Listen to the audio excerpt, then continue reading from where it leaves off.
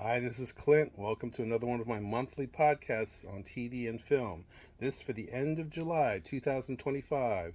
As always, we're going to keep it under 10 minutes, so let's start with the films that I have seen. Superman, which is the DC Comic Universe's attempt to reboot their franchise under the leadership of James Gunn, who came over from Marvel.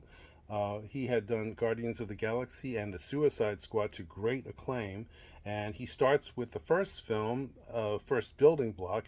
It's Superman that he wrote and directed. This film has got a lot of energy. It's pretty good. It introduces some other characters like Hawk Girl and Mr. Terrific. I liked it. It was enjoyable. It has a wonderful super dog named Crypto. I would highly recommend it just to see him. Uh, the film is a good building block, and I think that DC is on the right path with this one. Fantastic Four First Steps. This is Kevin Feige's attempt to reboot the Marvel franchise, Marvel Cinematic Universe, that is. And they're starting their phase 6 with this film, and they're starting to space out their TV streaming shows and their movies and putting quality over quantity, which is probably what hurt them in the first place. So now the next film will be Avengers Doomsday next year, and Fantastic Four sets the table for that film as well.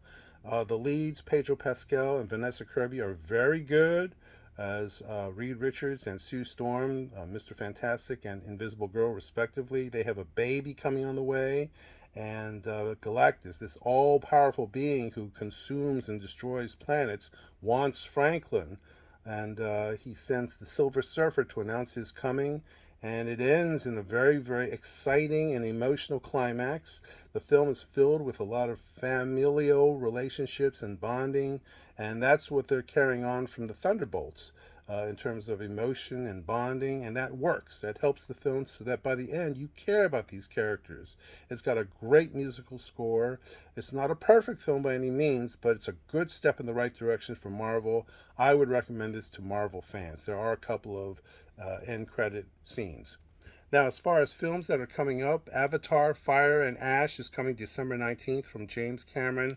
This will be well over 3 hours.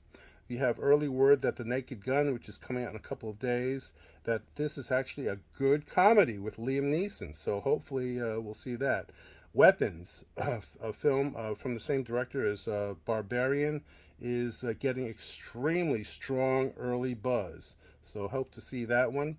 There's a rom-com, a romantic comedy, Eternity, with Elizabeth Olsen and Miles Teller in the wings. And there's a spin-off from Shrek called, based on the character of Donkey, that's on its way over. Now you have Spider-Man Brand New Day that's filming right now for release in 2026. There's a film called Enemies, which is a cat and mouse thriller with Austin Butler and Jeremy Allen White. And John Chu, fresh off of directing the Wicked films, is going to be directing an adaptation of Hot Wheels. Michael B. Jordan is going to be starring and directing in another version of the Thomas Crown Affair with Lily Gladstone and Denai Guerrero. And you have a sequel to Alien Romulus that's coming. We'll have the same principal cast. They'll start shooting at the by the end of the year. And believe it or not, after years of starting and stopping, Blade is going to start filming next year, hopefully with Mahershala Ali. Godzilla Minus One is starting shooting on a sequel. It will have its principal cast returning. Moving on to the TV series streaming, The Last of Us Part 2 had just ended its run, and next year they'll start shooting on Season 3. Season 3 will conclude the series. Peacemaker 2 is coming literally in a couple of weeks.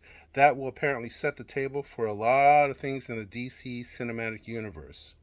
Sony is rumored to be selling Spider-Man to Marvel, so we'll see if that's actually true.